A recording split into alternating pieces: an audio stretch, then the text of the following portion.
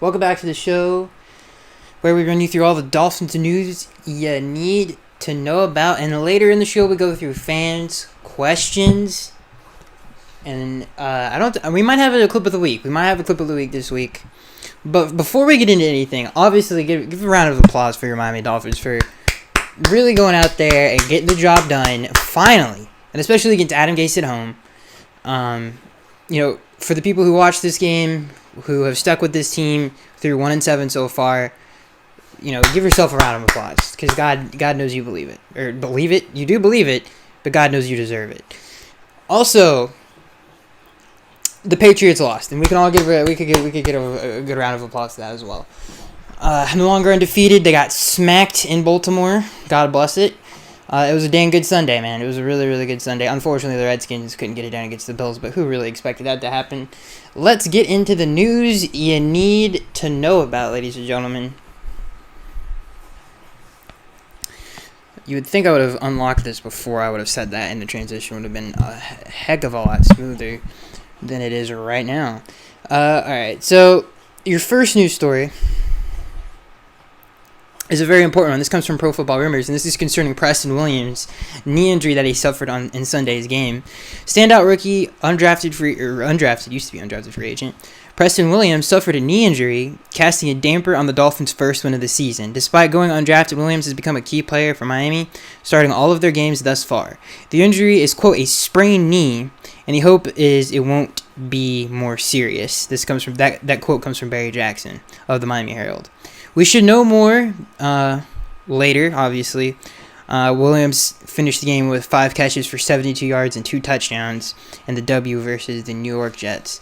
So, yeah, it's good news that he actually was able to come back in that game, which was, a great time because he was having such a good game. I mean, he is such a good player. Not only in just he's a really good receiver. He's got great hands. I mean, he does have great hands. I think the drops that he's had is more a mental thing, but throughout his football career, that's one of the things that stands out to you when you watch him play. And even in his rookie season, he's made some ridiculous catches. But obviously he needs to be a little bit more consistent with that. But everything that he does is very, very good. Whether it's fielding punts, he's physical at the receiver position. He's fast. He's a really good route runner. He's smooth. He gets his feet down. I mean, he does everything you really want a receiver to do. It's cool that his game, he can be a smooth outside receiver where he can beat you with his route running.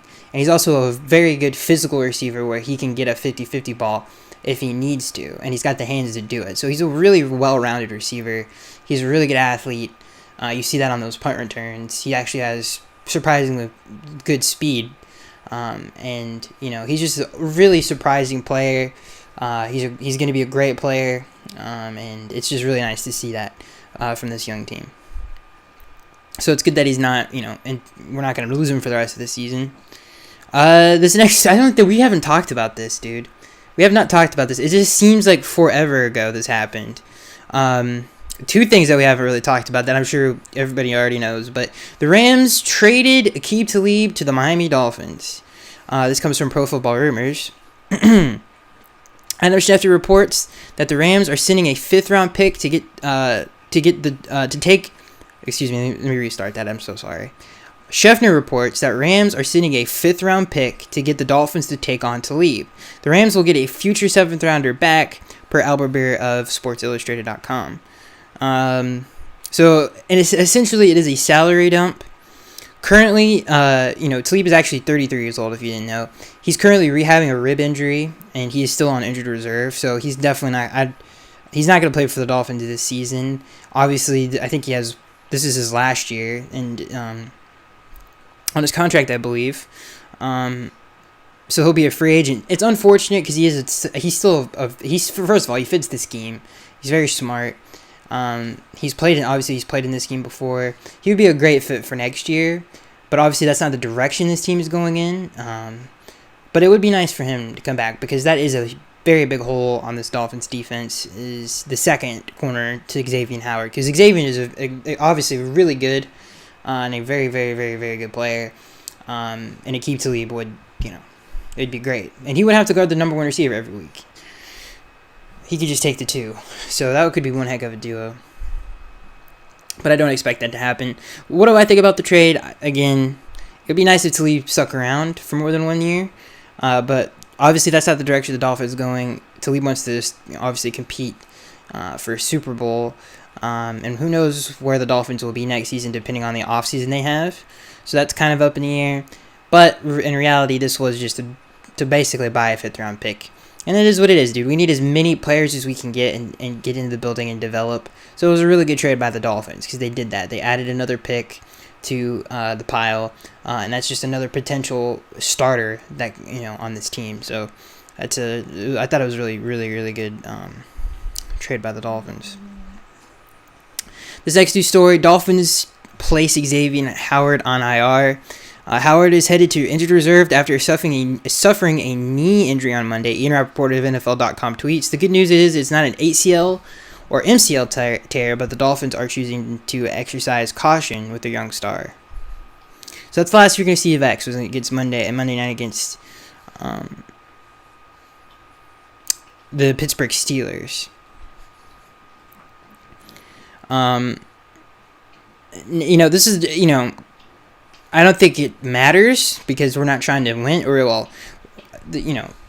this roster isn't built to win, especially or go to the playoffs or compete for anything meaningful.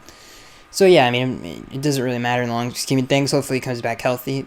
Thank God we survived the trade deadline, because that was definitely something I was worried about, is him not being a Dolphin anymore, and it's great to see that he still is because he's so good. He's such a great player, and he fits the scheme perfectly, and he could be a he could be a mega star in this scheme, so hopefully he can, not hopefully, I know he will. Hopefully he's on the team next year, and hopefully we can keep it going. This last news story: Dolphins designate offensive tackle Julian Davenport to return. Julian Davenport will return from injured reserve, and he's eligible to return to the Dolphins in Week 10. So it's going to be interesting to see how the Dolphins handle that, because the offensive line, for the most part, especially against the Jets, who don't have a premier pass rusher, but it's been playing better, and I'm interested to see if the Dolphins would disrupt that, just to see what Davenport has. It's gonna be really, really interesting to see how they handle that. So yeah, I don't. If I was the Dolphins, I don't know how I would handle it. I think it would depend on how he plays in practice, but maybe the Dolphins want to get a look at him. I don't know. This next news story, well, that was actually the last news story. I guess technically we could still call it the news. We get into the Dolphins box score, and the first W of 2019. Now, if you guys remember, 2011, we went 0 for 7, and then we won 1. So it's weird that we went 0 for 7, and then we won 1 this year. I thought that would bring that. It was a cool little stat that I thought was a little interesting there. Let's start with the defense, which was very good on Sunday. Sam Darnold finished 27 of 39 passing, 260 yards, 1 touchdown, and 1 interception. Rushing, Le'Veon Bell finished with 17 carries for 66 yards, and he averaged barely below 4 yards a carry with 3.9. Bilal Powell, had 2 carries for 16 yards. The Jets' leading receiver was Jamison Crowder. He had 8 catches for 83 yards and a touchdown. Their second leading receiver was Le'Veon Bell with 8 catches for 55 yards. And their third leading receiver with 6 catches and 50 yards was Ryan Griffin. So overall, it was a really, really good day by the Dolphins defense. First of all, the game plan was awesome. They've been depleted in the secondary severely. Obviously with the departure of Xavien Howard, it's like the no-name defense. There's no one really out there that you could point to and say he's an outstanding player, especially in this game in the secondary. Jamal Wiltz, or Jomal Wiltz. So hopefully I'm saying his name right. He's having a really solid year. Nick Needham, he's also getting better week to week, which is nice to see. And believe it or not, Eric Rowe actually had a really good game on Sunday. He was always I don't know why, but he was always in the play. In the running game, in the passing game, he just did a really, really good job. Really surprising. It's good to see him put an entire game together. But, one of the things that really popped to me is his athleticism, which I thought was pretty special for what I expect out of Eric Rowe. But, yeah, he was going sideline to sideline some of the time. Sometimes he shot on screen like a bullet. He just looked really good out there, which was very surprising. But overall, the defense, it was just a great game plan, and we executed it perfectly. The defensive line had a very solid game, holding, like we read the stats, holding Le'Veon Bell to under 100 yards, not allowing a 100-yard receiver. Did a really good job of confusing Sam Darnold with this scheme. And to be honest with you, if you break this game down from a defensive standpoint, we out-schemed. Our scheme was better than the New York Jets, because talent-wise, you could really just look at both rosters, and either you say the Jets are a better roster or we're even. So the fact that we won this game and the way we won it convincingly like we did has to go to the coaches, especially on the defensive side of the football. It was just a really good scheme. I felt like we disguised our blitzes way better than we did last week. I don't know, for whatever reason, maybe because we were on the road, it was a little bit louder. Maybe we can communicate as a defense as good as we did in this game. But I felt like, because we sent the same type of blitzes we did against the Steelers, they just worked better because we were able to mix them in with all of our other play calls. And you saw that in that game when Nick came in free and sacked Sam Darnold. We were really able to mess with their protections, and Sam was obviously sliding the wrong way, protecting the wrong way. Even on that sack, if you notice, Le'Veon Bell is sliding to the left. Either he just didn't recognize what the blitz was, and we confused them. A lot of those type of things happened on Sunday. So really hats off to the defensive staff. They did a great job. Like I said, they mixed things up. It wasn't, samey in the fact that it was repetitive or anything like that. Like I said, they did a really good job of mixing in blitzes. Every time we called a blitz in this game, it was successful. The one that wasn't successful was the 4th and 3 conversion. Maybe it was, I think it was 4th and 3.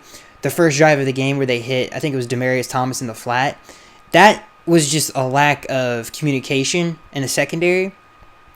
But the blitz itself was really nice. And the guys up front did a great job of getting after the quarterback. For the most part on defense, there was 2 botched communication busted plays. It was the 4th and 3 early in the drive, and it was on the same drive where Jamison Crowder it was kind of a pick play, but at the same time, it was the reason he was so open was because of a miscommunication. 2 DBs took the same guy, and that left Jamison Crowder wide open. And that's just a lack of communication in the secondary. But other than those 2 plays, the secondary communicated very well. The plays were executed very well. And like I said, from a secondary standpoint, they did a great job. And with not a lot of talent on the team, which is hats off to, and obviously Jamal Wilkins picking out the ball off from the goal line. Great ball skills there, and just great defense on that play in general to make Sam hold the ball and force a turnover. Just great communication, great execution of the scheme. The play calling was a little bit more diverse, and they mixed in a lot of things, and it worked on Sunday. And hopefully that can continue, and hopefully Patrick, kind of gets going a little bit here. Maybe find something that works for this team on some of the things he likes to run. And again, like I said, it was just, we out-schemed them. Our coaches were better than theirs, and that's why we won the game, especially on defense. Now, before we move on to the offensive side of the football, I hope you guys enjoyed that awkward pause. But anyway, before we move on to the offensive side of the football, let's talk about the defensive line. I lost my train of thought. The defensive line, and I specifically want to talk about Christian Wilkins, who had the best game of his career as a Dolphin by far. He was very disruptive. He was shooting double teams constantly. Every time they tried to pull a guard, he just shot the gap and just disrupted the play.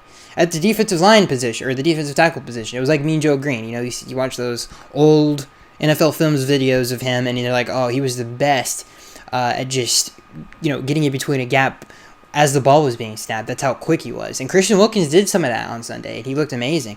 I loved how he finished plays.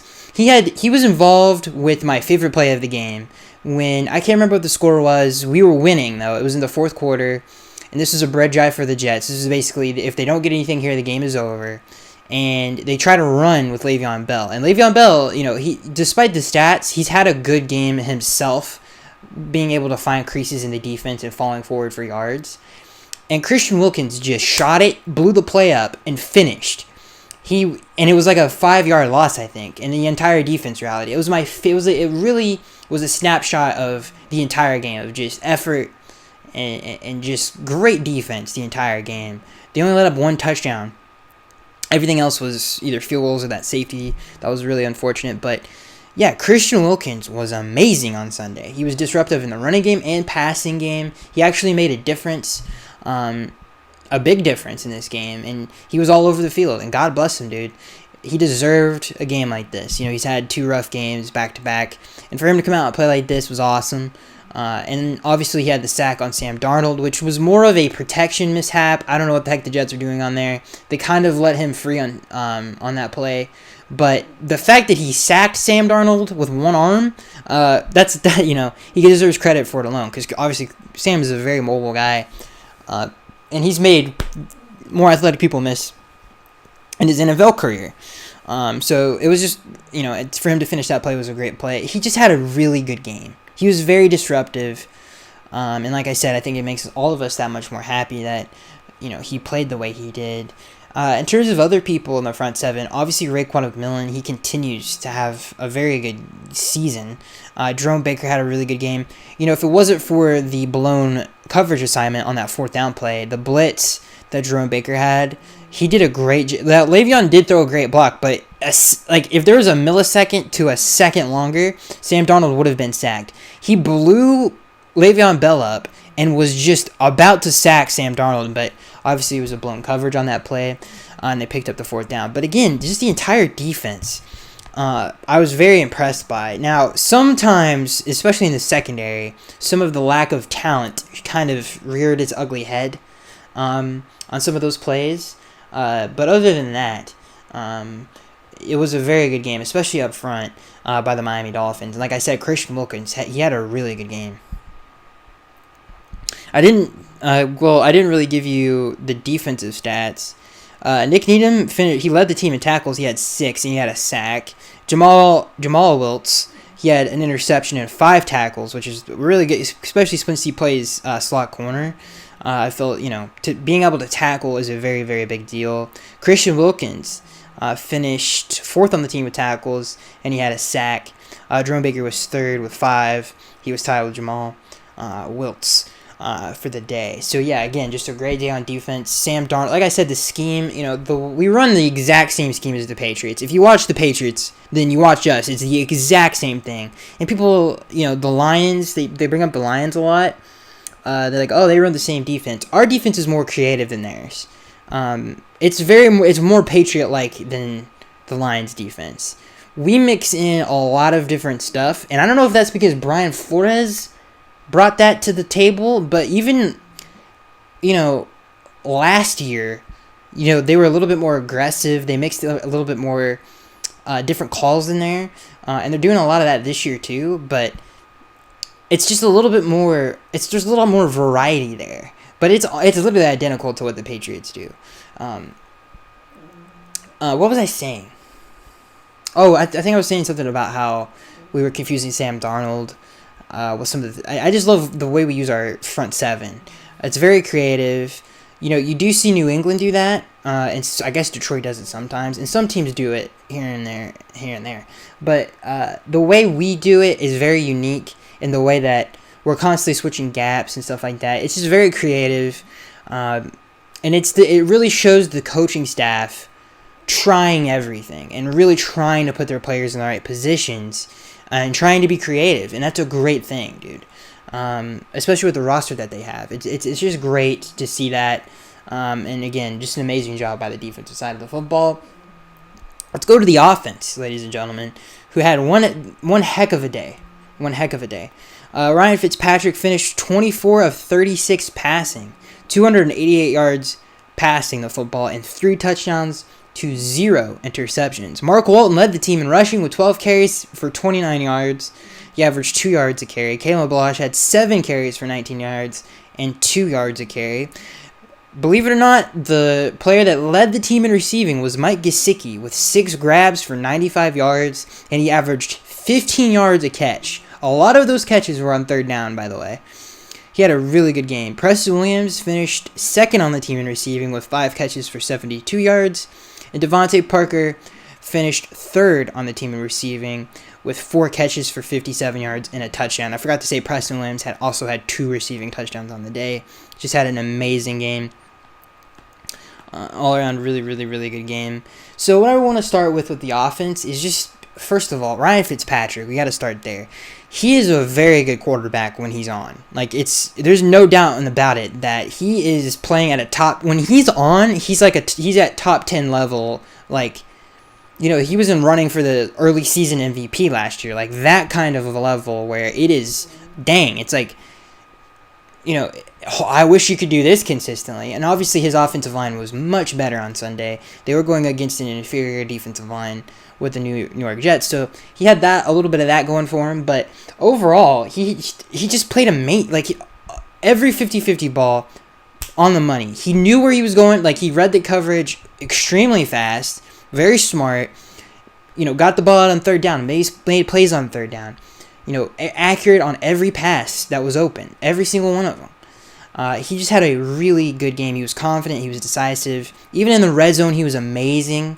Just making reads, and the touchdown that he had to Preston Williams. That's an NFL throw. That's a great quarterback making a tough throw in the red zone, and he just had a great game.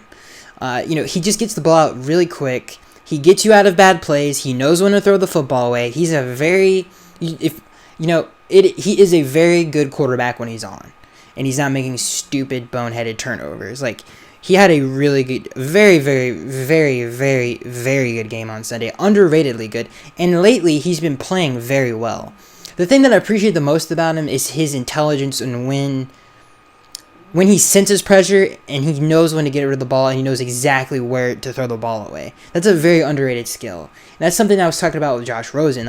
He takes too many sacks because he doesn't sense the pressure and he holds on to the ball too long. And I think a lot of that, I don't think he has bad pocket presence, because I think it's the opposite. I think Josh does have good pocket presence. It's just his confusion, what he's looking at on defense. When you know what's going to happen as a quarterback, you can kind of play out what's about to happen in your head before you snap the football. And if things go wrong, what you can do. He's just a very smart quarterback. And like I said, I think the best thing he's done over the last, 2 weeks has been his ability to get out of bad plays. And throw the football away and be smart with it. He does a very good job of sensing pressure and not taking big yard losses. He had a really good game. I don't know what else to say. It really surprises me. We've all watched Ryan Fitzpatrick over his however years he's been in the league, but as a Dolphins fan and really watching the games carefully and really invested in what's going on, he's the best quarterback.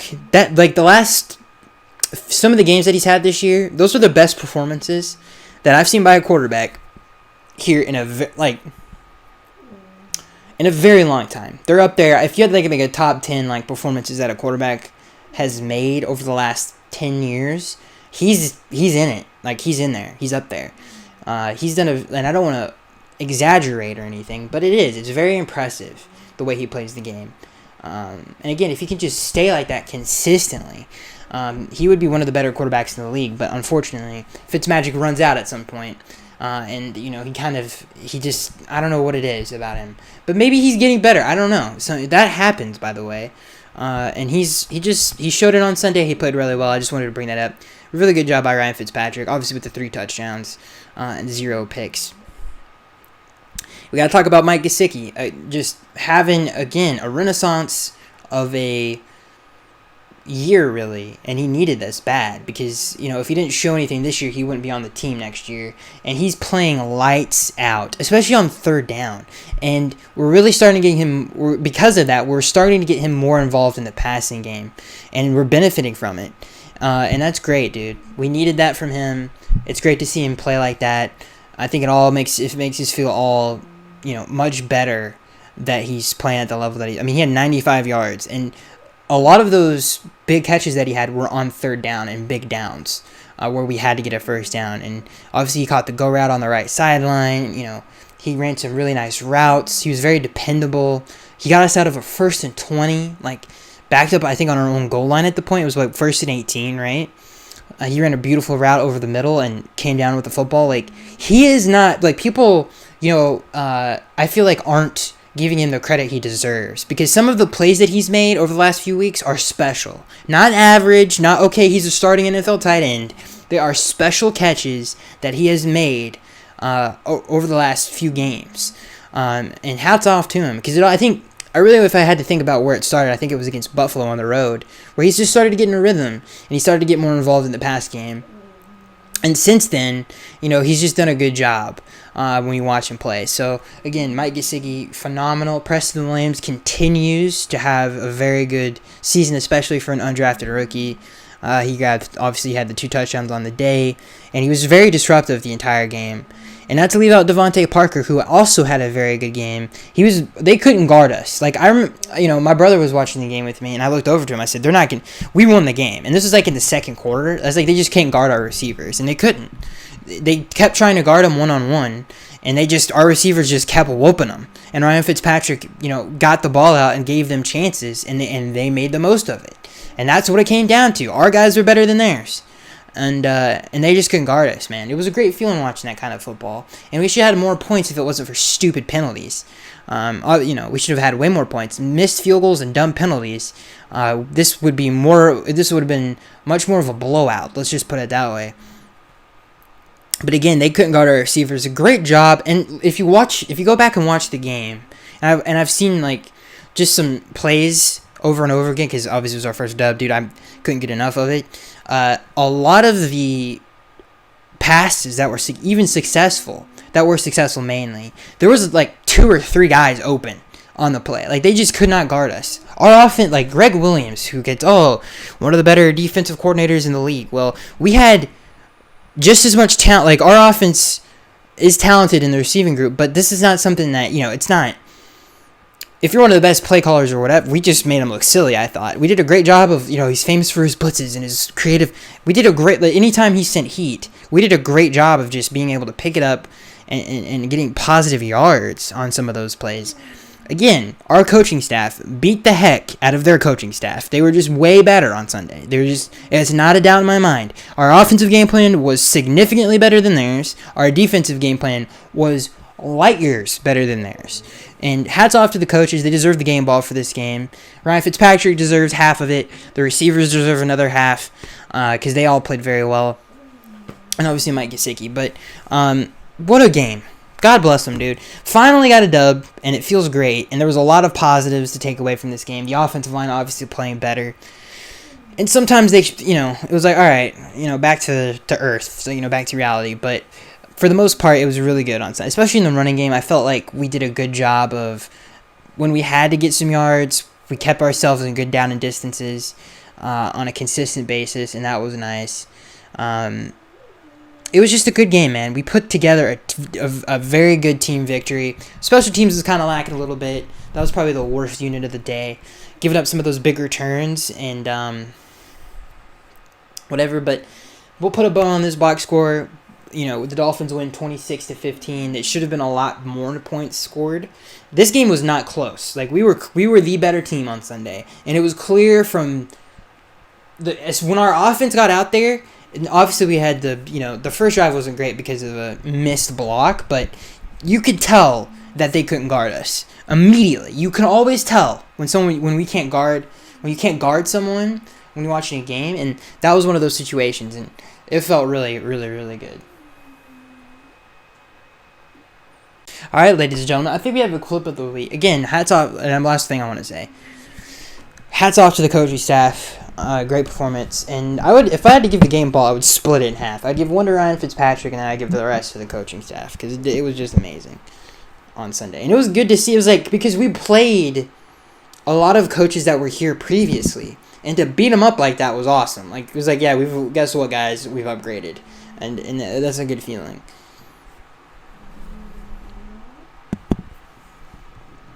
And just, even though we're not, obviously we're not having a successful season, if you just look at how our organizations ran with Brian Flores, and then look how their organization is being currently, how they're being ran, it's like light day. It's like light and day, for God's sakes. Like, it's just, if you know what the Jets, I'm not going to get into it, but if you know the situation that's going on over there, and it's like that would that would never happen here, with the current, with the people that we put in place to lead this team in the right direction. That just won't happen here, and it was evident on Sunday. Our team was prepared. Theirs weren't. They weren't, and that was very, very clear on Sunday. Now let's see here. Obviously, Coach Flo getting the bat was awesome. I'm trying to see if we have a clip. Here we go. This is Mike Gesicki and Christian Wilkins reacting to the first win of the season. Again, this is your clip of the week. We finally got a clip of the week. Hopefully this plays, guys, and you can hear it. Be able to come out here with a win, I think that's the biggest part. We work so hard as a team, week in and week out, going all the way back to the end of July. Honestly, going all the way back to April and OTAs.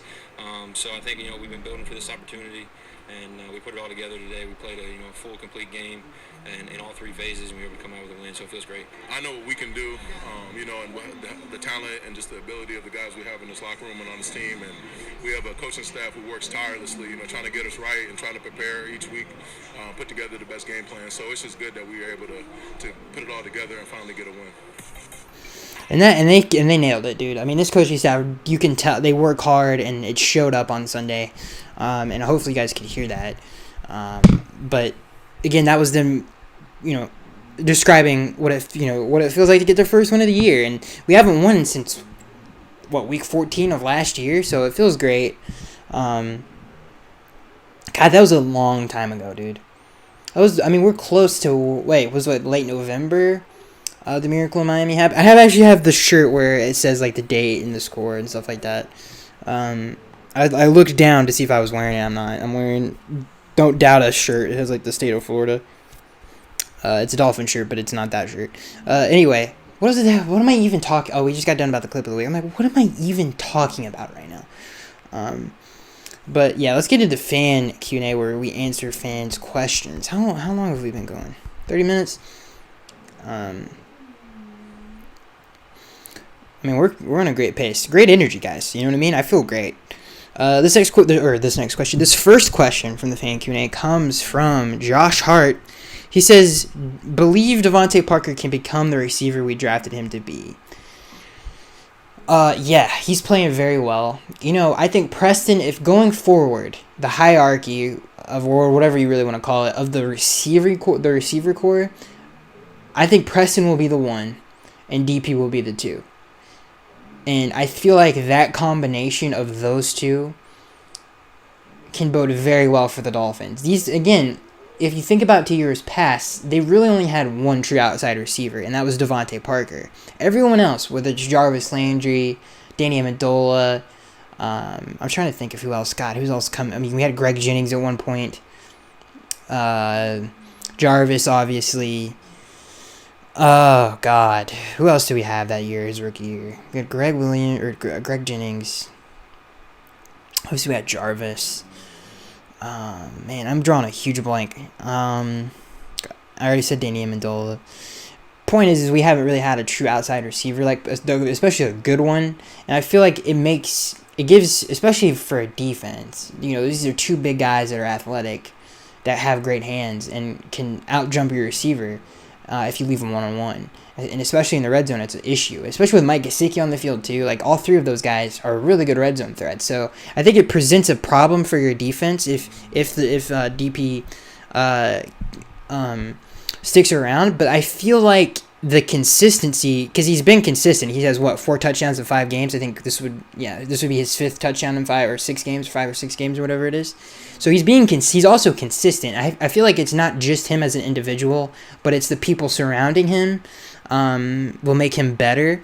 So will he ever be the number 1 receiver that we thought he could be? I don't think so. But will he be a very productive player on this team? Yes. If he sticks around, with this team going in the direction it's going, and some of the talent on this offense trending up, like Mike Gesicki and Preston Williams, then yes, he's going to be a very good player for us in the passing game. He'll be a really good duo. So that's what I think about DP. This next question comes from Alonzo. Alonzo asks, who's a better prospect, Tua or Chase? I'm assuming you mean Chase Young. You just said Young. For the Dolphins. His name's Chase, right? His first name. Hopefully I'm not forgetting that. Because there's another Chase Young, isn't there? In the world? I don't know if that's true. That just sounds familiar. Maybe I'm thinking of Trey Young. For the Dolphins to pick up next year's draft. Who's a better prospect? Between those two, that's a hard one, dude. I would say Tua. I would say Tua. You can make the argument that, especially because of Young's coming from Ohio State, he's going to be someone you can plug and play, and he's going to have an effect on the field. And same thing with Tua, I feel like. But adding that part of his game where he's going to be ready to play you couple that with the fact that he's already just his athletic skills and his physical ability is really good, and you couple that with the technique and the things that he's learned at Ohio State, it makes him a very good prospect, and it makes that decision even more tough because he is a very important piece to the puzzle, and especially on this defense, he would make all the difference in the world on this defense. It would make it so much better. It would take a lot out of the coaching staff, and just make calls easier and make things a lot easier if we had a player like him on the defensive line. So, and then to me, other than the quarterback position, that's got to be the number 1 position in the offseason, in my opinion, where the Dolphins lack the most. It's on the defensive line and their ability to rush the passer with like a 4 to 3 man rush, and that's very important to this defense, and that's something that they need. So it's a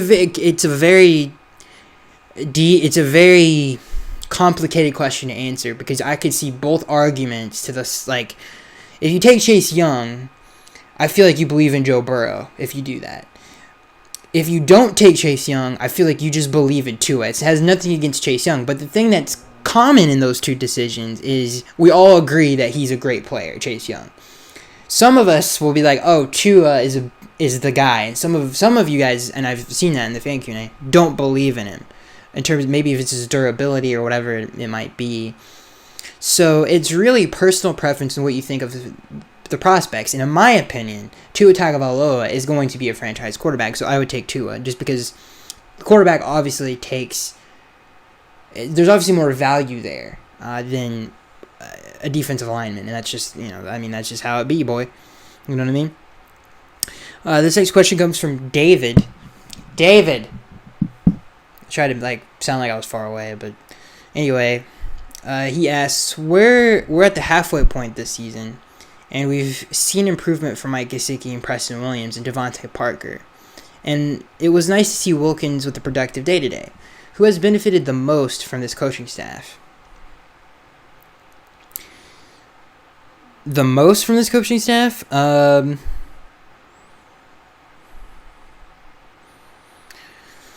That's a tough question. I would say all the guys you listed benefited greatly, especially Mike Gesicki, but, man, if I had to pick one,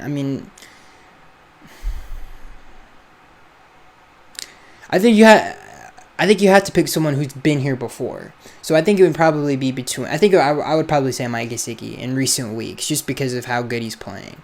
He's benefiting the most from it, because he's getting better, and the only difference is the coaching staff. So I would say Mike Gesicki. And the question was, who have we seen improvement from more? And, Christian has done it in one game. Mike has put a few games together. So has Devontae. So I would say it's between Mike and Devontae Parker. And I'm not picking Preston Williams because he's an undrafted rookie. I think those two are better picks just because of you can see the difference in their games. This next question comes from Alonzo. Alonzo asks, I believe Flores is going to be Miami Dolphins head coach for years to come, beyond his current contract. But do we have the right coordinators? I ask because I'm not totally sold on Graham, not yet at least, and the special teams coach is definitely not Darren Rizzi. Well, Darren Rizzi is a top 2 to 3 special teams coach in the National Football League. He's up there with, it's him and John Fossil. Like, those are the two best. So it's going to be hard to be like, it sucks that he didn't stick around. And I get why he left. I mean, he was like, dude, I can't do this anymore. I'm like, dude, you know what, though? I respect your decision because I would make the same dang decision if I was him. Just, you got to go somewhere. You got to change it up. And I get it. Do I believe in the coordinator? Yeah, I think Chad O'Shea I think he's an underrated coordinator for what he's been given. And Patrick Graham, I think, had his best game that he's called all year. So I think they're trending in the right direction. We have to accumulate more information, but so far it's looked very good in terms of what the coaches have brought to the table. To answer your question, Alonzo. This next question comes from Corporate Gamer. He asks, why does Darnold keep seeing ghosts? Also, the Jets made a bad hiring in Gase. Why does Sam... He's young, dude. That stuff happens. And he's not playing on a good team. He's young and he's not playing on a good team, and they're not helping him out. He's not being helped out from his organization, and he's not being helped out with the players that are currently on the field. There was a shot, and I'm glad we beat I hate the Jets with everything that I love. So it was really nice to see us beat the heck out of them, and we should have beat them by more. But there was a shot at one point. They were down in the game. And there was like a shot of Le'Veon Bell next to someone. I don't know who it was, but he was laughing. And it's like, it's just, they had this nonchalant, like the game wasn't important to them kind of attitude with your entire team. And, again, like I said, why is Sam struggling like he is? And, his development is definitely, he hasn't shown any improvement. He looks the same that he did his rookie year. That's not a good sign. It's because his organization has failed him, and it's because his coaching staff and his players on the field aren't helping him. So that's why he's seeing ghosts. Everybody needs to blame him. I'm not joking. Everybody should blame everyone else in that organization for how incompetent they are and how terrible they run their organization, because it's costing this guy a career. So that's why he sees ghosts. Also, the hiring with Adam Gase. First of all, Adam Gase did a terrible job of hiring his coaching staff. Number one, Greg Williams is a very confrontational person.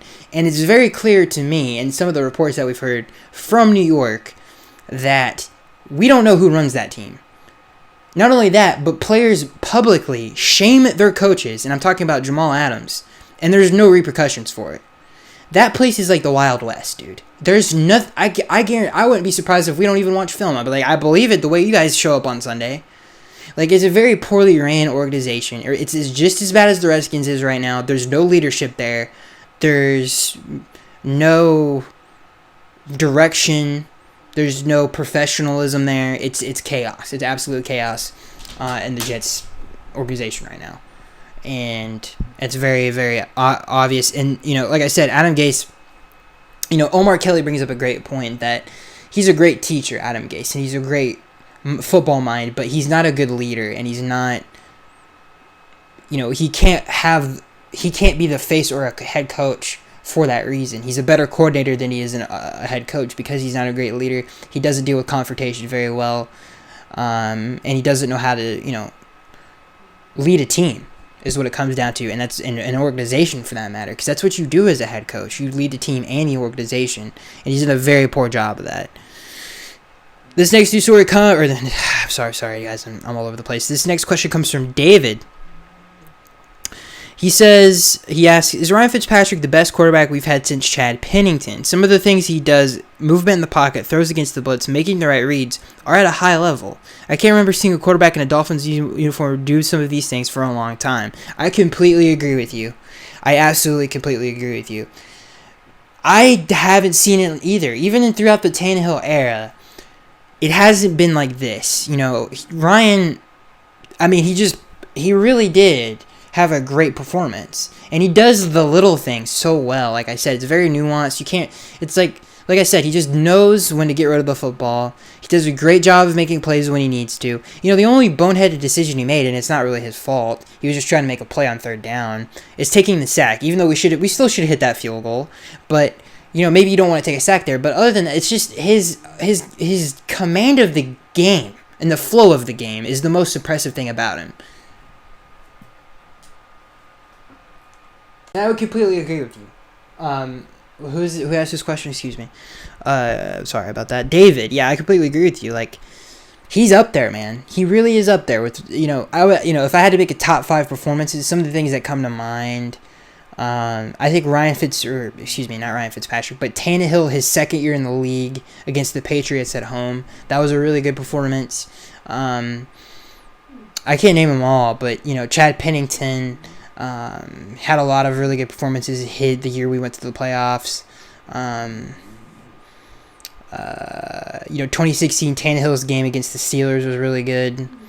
Matt Moore's game against I'm going to say on the road against the Bills, but in all of those games you could see flaws in all of those games and some of the things that maybe some players did wrong. And in some of these games, it's like he did the best he could do on that play. Like he literally could have done nothing better. And I've seen that more from Ryan Fitzpatrick than I've seen with any other quarterback that's been in Miami for at least 10 years. And some of the games that he's been able to put together. And like I said, it's unfortunate that he can't do that on a consistent. I don't know what it is. Like he's a very good. I could see him going to the playoffs with a good team around him, for sure, if he can be consistent. But yeah, I agree with that. I mean, I wish we could do the whole video of just going down like the best performances or just the best starting quarterbacks of the last 15 to 20 years. This next question comes from Julian. Julian asks or says, "Wow, this Dolphins O-line is shaping up. Do the Dolphins really need to waste a top draft pick on a receiver? Preston Williams, Parker, never thought I'd say it, and Gesicki looked amazing. Guess they did. And you know what people are like, oh, well, it was the Jets. It's not just the Jets. They've been playing better over the last few weeks against other opponents. Like, this is something that's been trending in the right direction for a while now, and it's good if they just keep getting better, dude, and it's awesome." This next question comes from Corporate Gamer. He asks, "What did you think of this? What do you think of?" He says, "What do you think of this mock draft? 3rd overall pick, Justin Herbert, since Tua and Young would be gone. Steelers pick, best available O-lineman, and Texas pick, safety Shaheem Carter."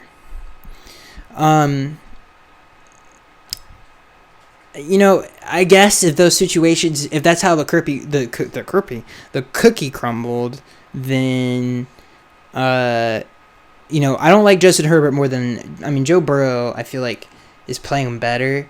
So that's an interesting conversation right there. So I could see it, but that second pick, the 3rd overall pick, is a little wonky. This next question comes from Take Me Out, or I just disagree with it a little bit. This next question comes from Take Me Out. He says, yes. A big congrats to Coach Flores on his first win as an NFL head coach. He seems to be a good man and deserves the success. Your channel is excellent, Skaggs. I really look forward to it every week. I really appreciate that. That means a lot, and he does. He is a head coach, dude. He really is. He really is a head coach, and he's doing a dang good job of it. And his players love him, and that's great. Because you could see it when the game was over. Like they just showed him as much love as you could possibly show him, and they knew like how much this means to him and how much he wants this team to win, which I thought was just great showing by them. And you didn't see that when the Jets beat the Cowboys. You know what I mean? This next question comes from Luis Traps.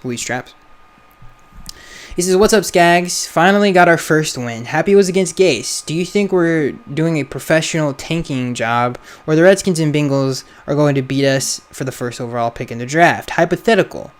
You have only these 3 defensive options to pick up in the offseason. Defensive end Chris Jones, defensive end Yannick Ngakoue, or safety Von Bell. Which player are you picking up and why? Thanks for the podcast. Fins up, Louise Traps." Okay, so I really appreciate that, number one.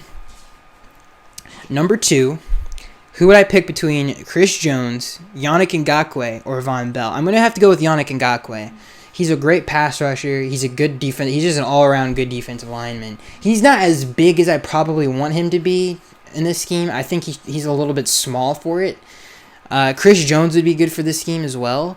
And the reason I'm not going Von Bell is because I feel like you could probably draft someone that's equal to what he brings to the table.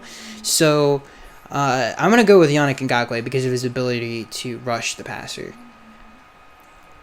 This next question comes from Dez, and I think he could be a little bit more of a fit because he's physically not, I think, where we were. Like, we want someone who can set the edge and also rush the passer, and he's kind of on the smaller side. But he's what am I trying to say here? He's very similar to what Cameron Wake was. Like, he's very, very almost identical games if you watch them both. This next question comes from Dez. He says, feels good to get the first dub. Do you think that Joe Burrow is a future Dolphin? I don't know, but he's playing and I can't wait for that the LSU Alabama game because that'll tell us a lot. This next question comes from SM. SM asks, Mr. Skaggs, the way I see it is to build major interest in Tua, get the number 1 overall pick, trade back with someone in the top 3, Cincinnati, draft Chase Young, acquire the 3rd in the 2020 draft and a 1st in the 2021. Draft your boy Burrow, build the trenches along with a stud across from X. That's not a bad thing to do. Like, I feel like we have to see more of them, both of them. But I'm pretty sold on Tua, so it's just Joe that I have to be more sold on. This next question comes from Josh. Josh asks, Skaggs, how does Miami win against the Colts next week? Oh man. Well, if Jacoby doesn't play, then that's a huge,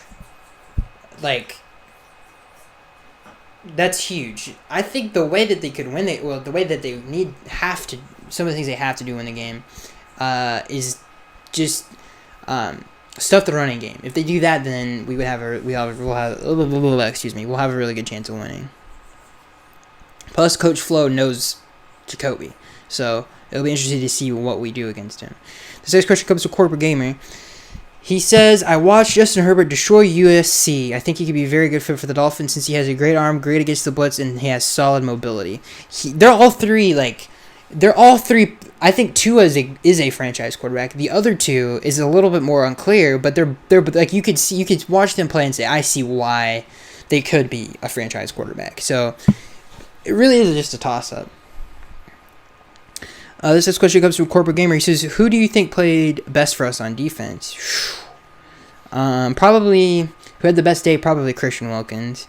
This next question comes from Jack Pack 18. He says, I know we all want a franchise quarterback, but I feel like fixing the O-line for good and filling defensive holes could actually get done with all the draft picks and cap space. Your thoughts? Those things are going to have to be addressed, especially if the Dolphins pick a rookie quarterback.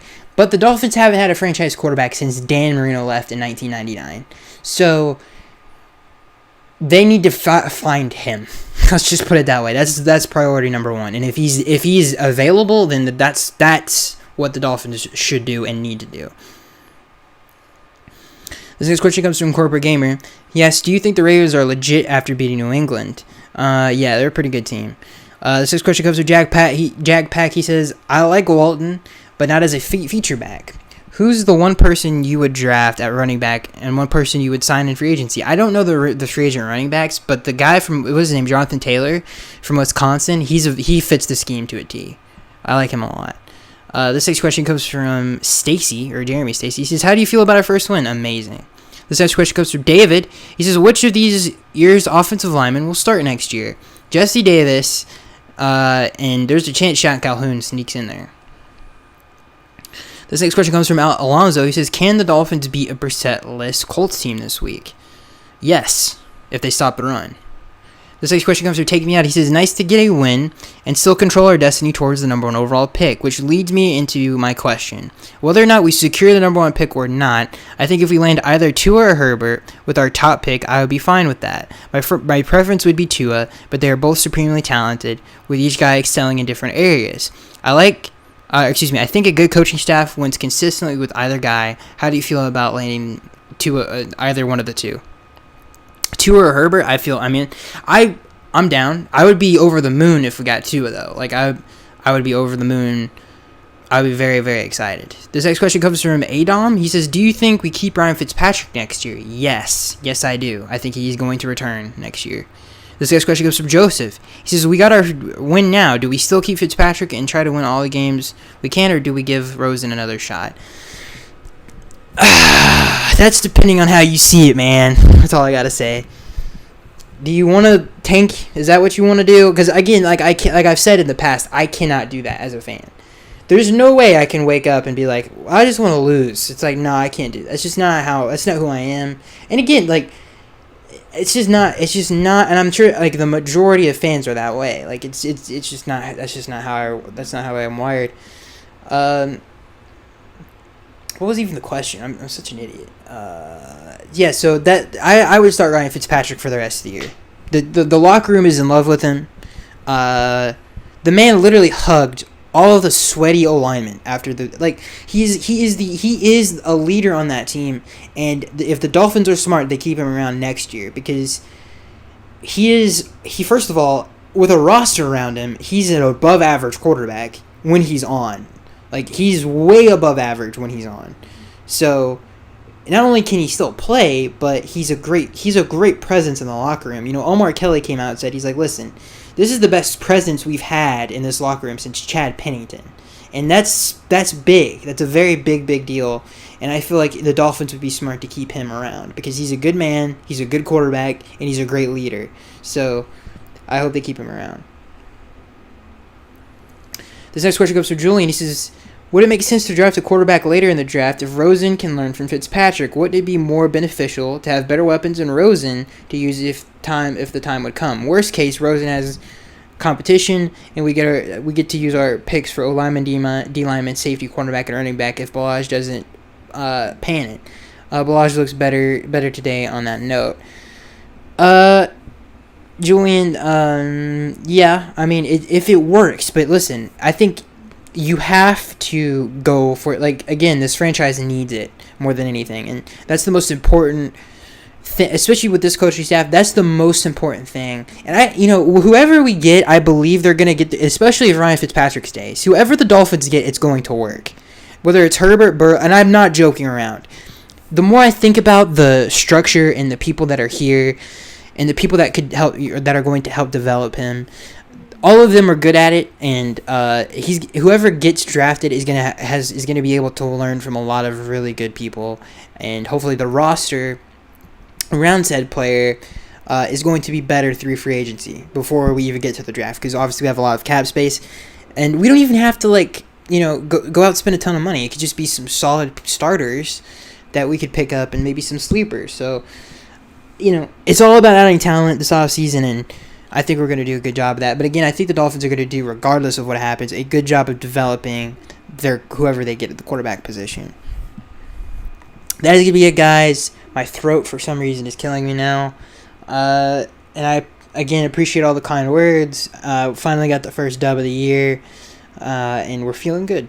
We might get a second one against the Indianapolis Colts with Brian Hoyer throwing the football. So I am Sky83, and I will see you guys in the next one.